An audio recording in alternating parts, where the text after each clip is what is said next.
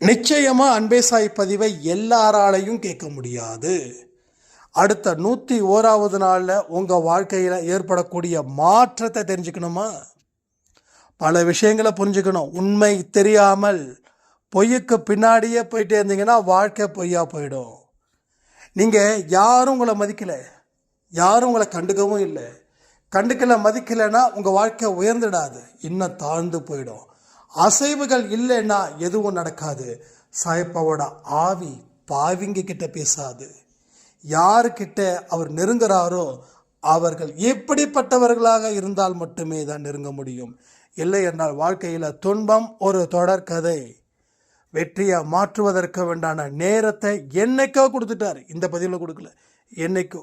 ஆனால் இன்னைக்கும் நாம் அலட்சியப்படுத்துகிறோன்னா உங்களை எல்லோரும் அலட்சியப்படுத்தி உங்களை பின்னுக்கு தள்ளுவார்கள். ஜாக்கிரதை.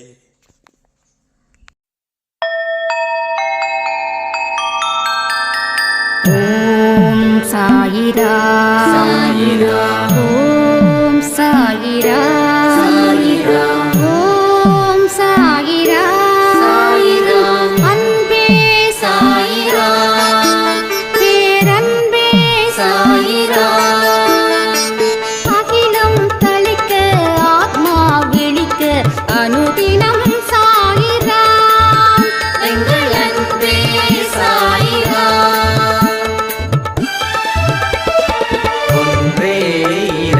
ஒன்றே பூமிக்கென்றும் சாயிரா, சரணம் சாயிரா, நன்றே செய்து வாழ்வோம், நாம் ஒன்றே செய்து வாழ்வோம், அன்பே சாயிரா.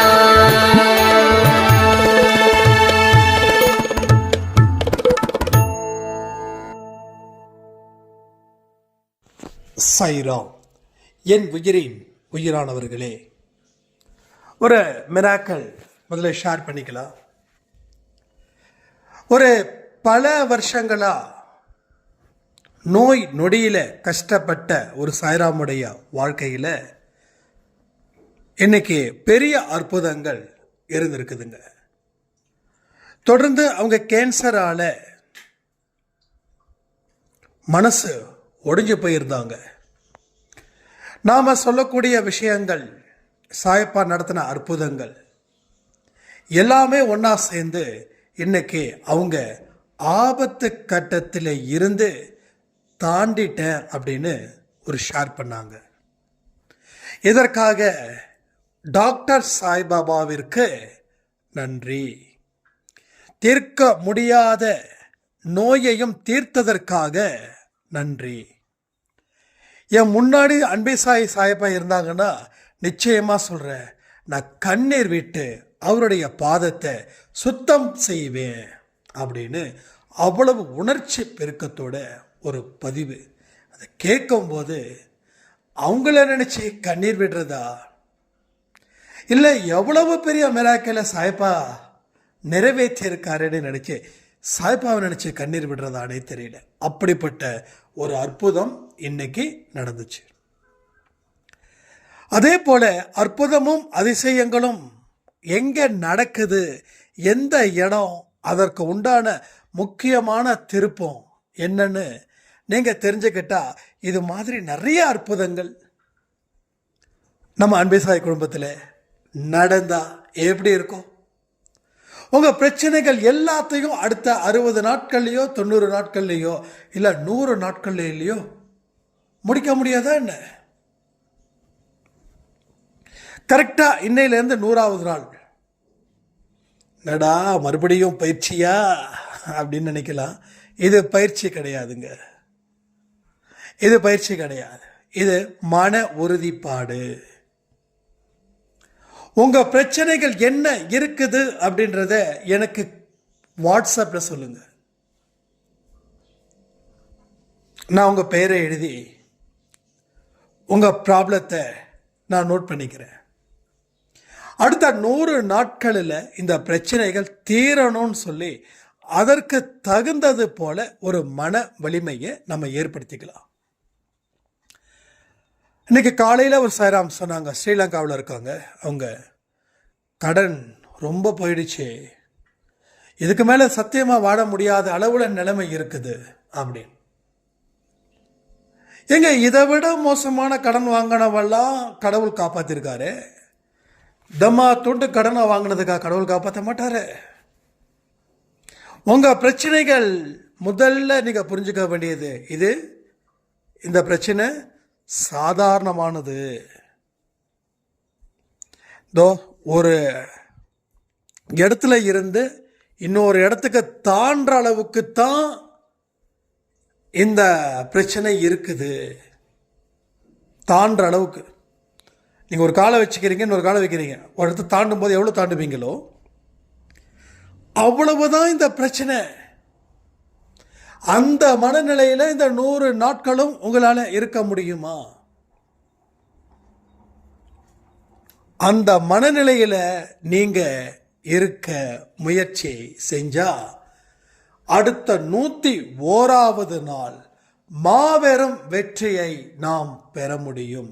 ஒரு அதிசயமும் ஒரு அற்புதமும் உங்கள் வாழ்வில் நடக்கும், நடந்தே தீரும்.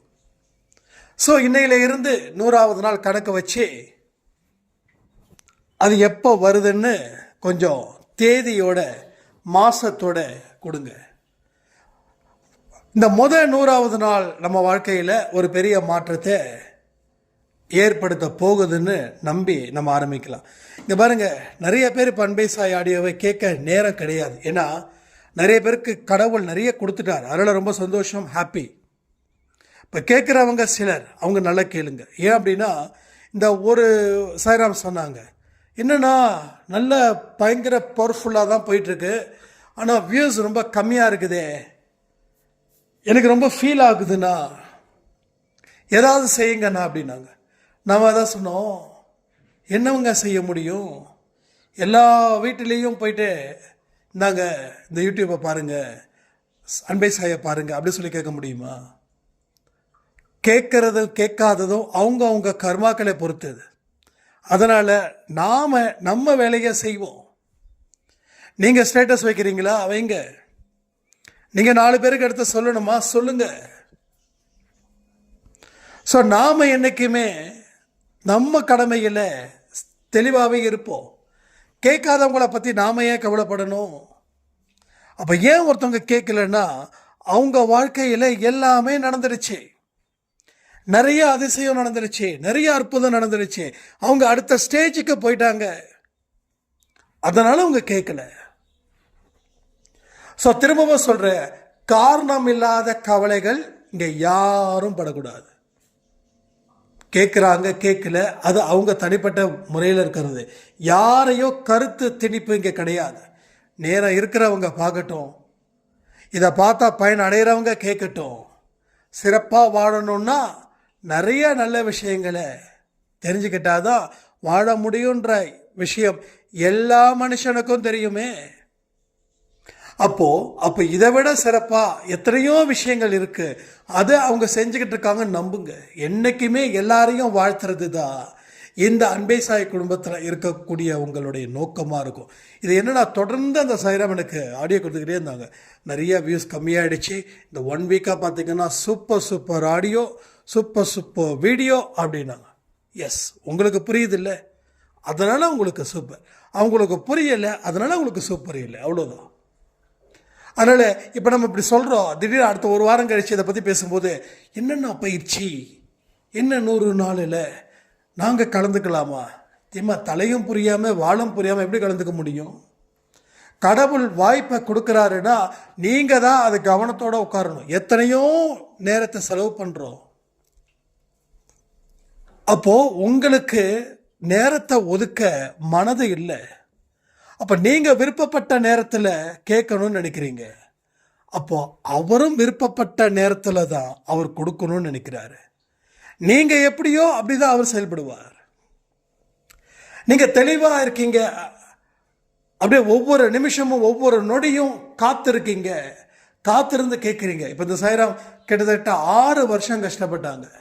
அன்பே சாயில் ஆரம்பத்தில் இருந்தே இங்கே ஸ்டேஜ் ஏதோ எக்ஸ்ட்ரீம் ஸ்டேஜுக்கு போயிட்டு எகைன் ரொம்ப கஷ்டப்பட்டு ரொம்ப கண்ணீர் விட்டு கதறி அழுத நாட்கள் எல்லாம் இருக்குது. ஏகப்பட்ட நாட்கள். மனுஷனுக்கு ஒரே நோயினா பிரச்சனை இல்லையே, கேன்சர் மட்டும்தான் ஒரு மனுஷனுக்கு பிரச்சனையா இருக்குமா? அதை சுத்திலும் பிரச்சனைகள் இருக்காதா? இருக்கும் தானே. அப்போ வலி கொடியது தான், ஆனா அந்த வலிக்கு ஏற்ற மருந்து அவருடைய கையில தானே இருக்குது. அப்போ அவருடைய கை உங்ககிட்ட வரணும்னா நீங்க மனசுல அவரை உட்கார வச்சு அவர் சொன்னதை நீங்க கேட்டாதானே அது நடக்கும். நான் கேட்க மாட்டேன், நேரம் இல்லை, I am very busiest person. ஒரு சாராம் கேட்குறாங்க, சச்சரித்தம்லாம் படிக்க முடியாதுங்க, ஒரு நாளைக்கு ஒரு பக்கம் படிக்கட்டுமா அப்படின்னாங்க. அப்போ ஒரு ஜென்மத்துக்கு ஒரு நல்ல விஷயம் நடந்தால் போதுமான்னு கேட்டேன். பதில் இல்லை. படிக்கிறது ஒரு சாப்டர் படிக்க சொல்லலாம், அதுவே கம்மி.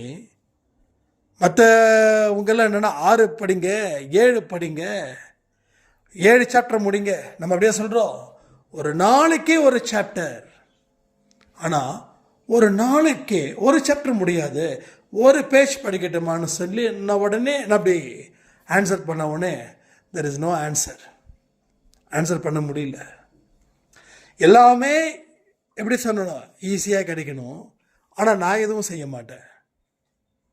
ஸோ சான்ஸ் கிடையாது. அந்த தப்பு கணக்கு போட்டு வீட்டுக்குள்ளே உட்காந்துருந்தீங்கன்னா எந்த இடத்துல உட்காந்துருக்கீங்களோ அதே இடத்துல கடைசி வரைக்கும் உட்காந்துருப்பீங்க. அப்போ நீங்கள் என்ன முயற்சி செய்கிறீங்கன்றதை பொறுத்து தான் உங்களுக்கு முன்னேற்றம். பட் உங்களால் எதுவுமே பண்ண முடியலன்னா அவராலையும் எதுவுமே பண்ண முடியாது. இது சத்தியமான உண்மை. இப்போ வரைக்கும் சொல்கிறேனே, அவரால் எதுவுமே உங்களுக்கு செய்ய முடியாது.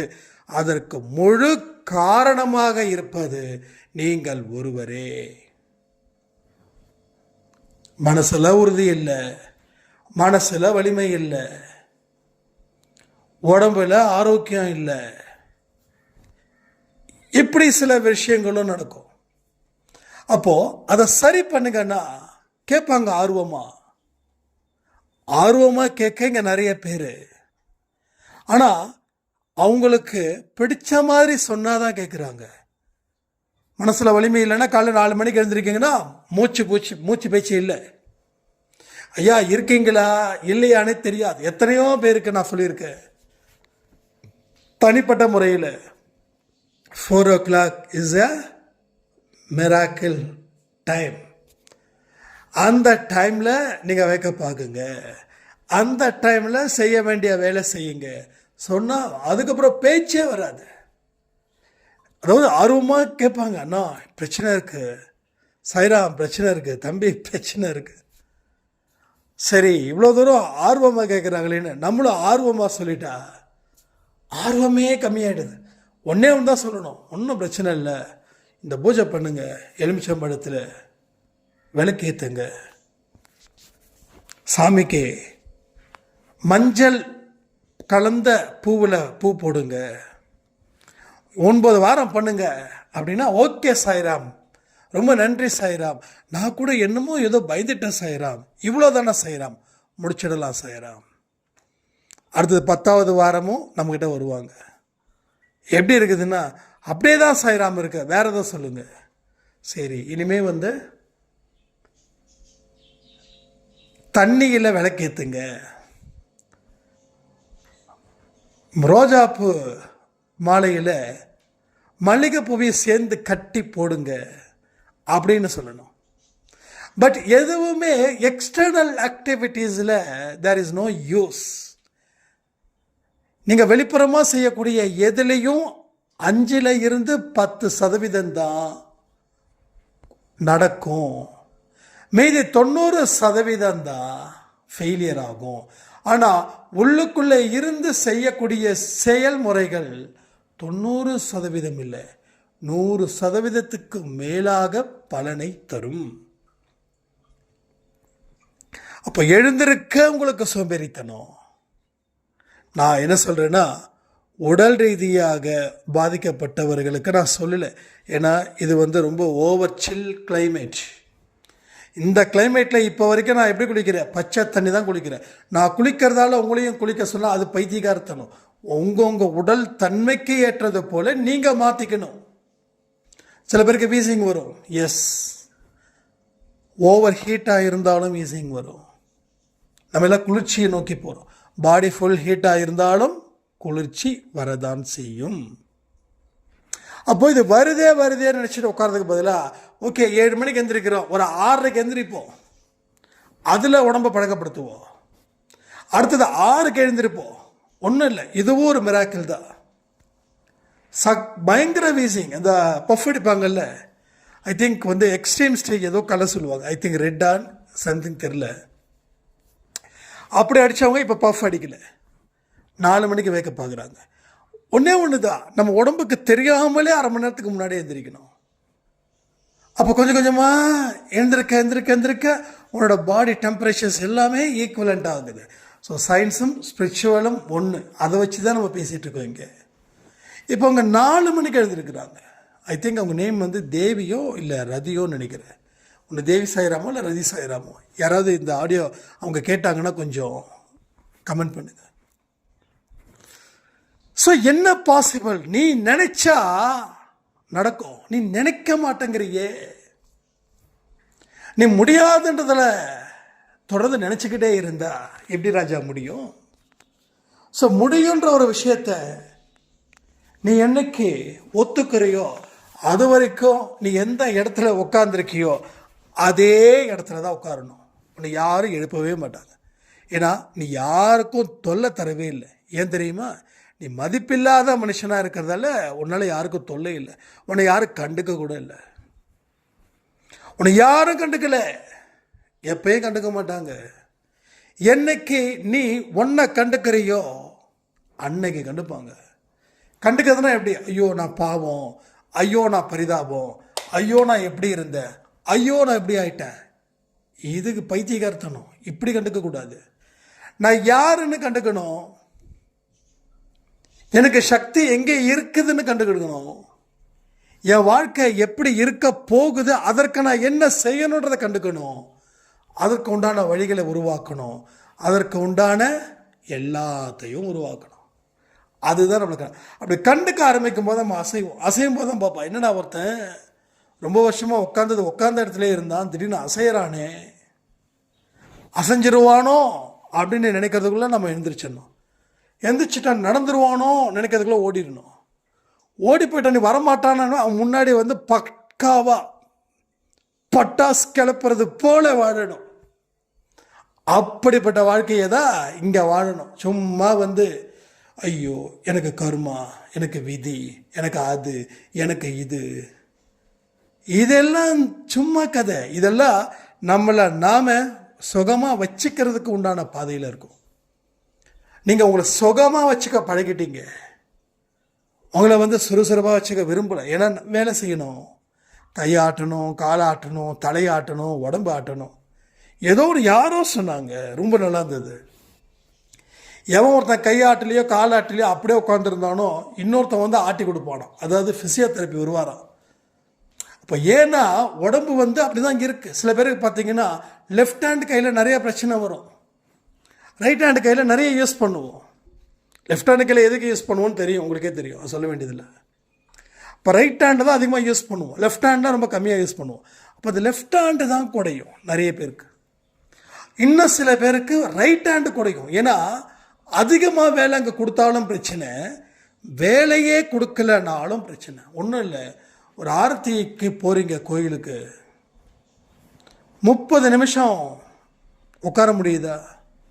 அந்த கைக்கு காலுக்கு எந்த வேலையும் கொடுக்கல, கைக்கு கொடுக்கல, காலுக்கு எந்த வேலையும் கொடுக்கல. எந்திரிக்கும் போது கால் இருக்குதா இல்லையான்னு தெரியாது. நம்ம காலை சொல்கிறதுக்கு போல பக்கத்தில் இருக்கிறவங்க காலை நம்ம சொல்லுவோம். ஏன்டா என் காலை சொல்கிறேன், என் காலை தப்பா சரி, உன் காலை சொல்லிடா, ஏன்னா அந்தளவுக்கு கால் மறுத்து போயிடும். அப்போ என்ன ஆனதுன்னா சும்மா இருந்தாலும் காலு குடையும், அதிகமாக வேலை பார்த்தாலும் காலு குடையும். எல்லாமே ஈக்குவலண்ட்டாக நம்ம உடல் உறுப்புகளை பயன்படுத்திக்கிறவர்கள் எவர்கள்? அப்போ என்ன பண்ணணும்? அதிகமாக லெஃப்ட் ஹேண்ட் சைட்லேயே வேலை பார்க்கணும். இங்கே நிறைய லேடிஸ் இருக்கீங்க, நிறைய ஜென்ட்ஸ் இருக்கீங்க இல்லையா? அப்போ லெஃப்ட் ஹேண்ட் சைட்லேயும் ஈக்குவலண்ட்டாக வேலை கொடுங்களே, அப்போ சரியாயிடும். அப்போ நமக்கு சும்மா இருக்கிறதே சுகம்னு யாரோ சொல்லிட்டாங்க. அவங்க சும்மா இருக்கிறது சுகன்றது சொன்னது கரெக்டு தான். ஆனால் சும்மா இருக்கிறவங்க என்ன செய்யணும் தெரியுமா? தியானம் செய்யணும், தன்னை பற்றி தெரிஞ்சுக்கணும், தன்னை பற்றி அறிஞ்சிக்கணும். இதுக்கு தான் சும்மா கிடக்கிறதுன்னு சொல்கிறது. அதை விட்டுட்டு எல்லாத்தையும் செஞ்சுக்கிட்டு கடைசியில் எனக்கு எதுவுமே நடக்கலை, என் வாழ்க்கையில் அத்தனையும் முடிஞ்சிடுச்சு, நான்லாம் எனக்கெல்லாம் எதுவுமே நடக்காது, அதிர்ஷ்டம் இல்லாதவ நான் அப்படின்னு சொல்லிக்கிறதுல பெருமைப்படுறோம். நீ முயன்றால் முடியாததுன்றது ஏதாவது இருக்குதான்னு கேட்டால் இது யாருக்கும் காது கேட்க மாட்டேங்குது. நீ பூஜை பண்ணு, கோயிலை சுற்றினா காது கேட்குது. அது ஏன் இந்த காது கேட்குது? இதை சொன்னால் மட்டும் இந்த காது கேட்குது, அதை சொன்னால் ஏன் அந்த காது கேட்குறேன்னா அது வேலை ஜாஸ்தி, இது வேலை ஈஸி. திருப்பதியில் இருந்து எனக்கு மாதம் மாதம் லட்டு வருது, பெருமையாக பேசிக்கணும். சரி, லட்டு வருது, அதனால் என்ன நடக்குது? ஒன்றும் நடக்கலை. இப்போ லட்டு வந்துட்டா எல்லாம் நடந்துடுமா? அப்போ திருப்பதியில் லட்டு பிடிக்கிறாங்களே அவங்கெல்லாம் செல்வந்தர்கள் ஆகிட்டாங்களா? திருப்பதி லட்டு தயாரிக்கிறவரெல்லாம் செல்வந்தர் ஆகியிருக்கலாம். அவர் தான் ஏதோ வந்து அடிக்கடி போடுவாங்க, ஒரு ஃபுல்லாக நகையெல்லாம் போட்டுட்டு போகிறாரு வர்றாரு. ஆனால் சக தொழிலாளியும் அவரை போல் இருக்கிறாங்களா என்ன? ஸோ என்ன செய்யணும் அதை செய்யுங்களே. இதெல்லாம் செஞ்சால் நடக்கும் அப்படின்னு இன்னைக்கு வரைக்கும் நீங்கள் போயிட்டு இருந்தீங்கன்னா டெஃபினட்டாக சொல்கிறேன், எதுவும் நடக்காது. நடக்கணும் அப்படின்னா அன்பே சாயில் இருக்கக்கூடிய பதிவுகளை முழுசாக கேட்கணும். இல்லை இதை விட இன்னும் பிரில்லியண்ட்டாக எத்தனையோ இருக்கும், அதை கேளுங்க. நம்மது தான் கேட்டு வாழ்க்கையில் பயனடையணும் அப்படின்னு சொல்கிறதுக்கு நான் என்ன முட்டாள என்ன? இல்லை. ஸோ எங்கெங்கெல்லாம் செயல்படுவதற்கு உண்டான ஒரு மெசேஜஸை கொடுக்குறாங்களோ, எங்கெல்லாம் உள்முகத்தில் இறங்கி வேலை பாருங்க அப்படின்னு சொல்கிறாங்களோ அதை ஃபாலோ பண்ணுங்க. மூட நம்பிக்கையெல்லாம் வேண்டாம். வீட்டோட கோமியத்தை 4 செவத்தில் முடிச்சுட்டா அந்த வீடு செல்வம் பெருகுன்னா எத்தனையோ பேர் வந்து அந்த மாட்டு கொட்டாயில் அங்கே தானே வந்து மாடு வந்து பாத்ரூம் போகுது, அப்போ அந்தானே செல்வம் பெருகிருக்கா? ஸோ என்றைக்குமே கனெக்ட் பண்ணுங்க. கனெக்டிங் தான் ரொம்ப இம்பார்ட்டன்ட். சாய்பா வந்து ஆவியாக இருக்காரே தவிர அவர் உருவமாக பார்க்க முடியாது. ஆனால் ஆவியினாலேயே தான் அவர்கிட்ட பேச முடியும். ஆவியினால எப்படி யார்கிட்ட பேசுவார் அவர்? எந்த மனுஷன் சுறுசுறுப்பாக இருக்கானோ, எவன் தன்னுடைய கடமையில் முழு கவனத்தை வச்சு செய்கிறானோ, எவன் வம்பு தும்பு பற்றி பேசாமல் அடுத்தவனுடைய பிரச்சனைகளுக்கெல்லாம் போகாமல் நல்லதை நினைக்கிறானோ, அந்த ஆவி அப்படிப்பட்ட ஆளுங்கிட்ட தான் பேசும். ஒரு பரிசுத்தமான ஆவி பாவிங்க கிட்டலாம் பேசாது. நாம எல்லாம் பாவிகள் தான். என்னைக்கு நாம் முழுசாக கடவுளை உணர்ந்து செயல்படுறோமோ அது வரைக்கும் நாம் பாவிகள் தான். ஸோ பாவிகளுக்கு இடமே இல்லை. பாவிகளுக்கு கடவுள்கிட்ட அவரோட மனசில் இடமே இல்லை. இடம் பிடிக்கணும்னா தொடர்ந்து நல்ல விஷயங்களை செய்யணும். ஸோ இன்றைக்கி அழிச்சுக்கோங்க. அடுத்தது 101வது நாளில் நீங்கள் பெரிய சாட்சியாக மாறணும். ஒன்றே ஒன்று சொல்கிறேன், என்னோடய ஸ்டேட்டஸ் பாருங்கள். அன்பே சாயில் சொல்லக்கூடிய வீடியோஸ் வைப்போம், ஸ்டேட்டஸ் வைப்போம். சாய் குரு 1:10 எது எதெல்லாம் இருக்குதோ அதை எல்லாத்தையும் பார்த்துடுங்க, எல்லாத்தையும் கேட்டுடுங்க. நைட்டு தூங்கும்போது கேளுங்க, தப்பே இல்லை. ஆன்மாக்கு எல்லாம் ரிசீவ் பண்ண. இதை நான் ரியலாகவே ஃபீல் பண்ணேன். விழிப்புணர்வோடு கேட்குறோம். ஆன்மாவோட விழிப்புணர்வு. அதாவது உங்களுக்கு நல்லது நடக்கணும்னா நீங்கள் தூங்கிக்கிட்டும் கேட்கலாம். தூங்கும் போதும் நம்ம இதயம் வேலை செஞ்சுக்கிட்டு தான் இருக்குது. முழிச்சுக்கிட்டு இருக்கும்போதும் நம்ம இதயம் வேலை செஞ்சுக்கிட்டு தான் இருக்குது. தூங்கும் போதும் பாவங்கள் இருக்க தான் செய்யுது, விழிச்சுக்கிட்டு இருக்கும்போது பாவங்கள் இருக்க தான் செய்யுது. அதனால் நான் தூங்கிட்டேன், நான் ஃபீல் பண்ண வேண்டாம். நீங்கள் தூங்கினாலும் பரவாயில்ல, கேளுங்க.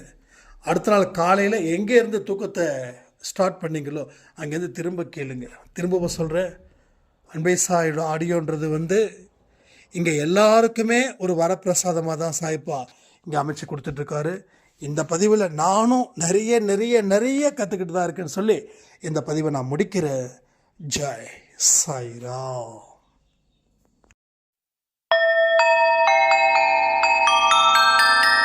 ஓம் சாயிரா. சாயிரா.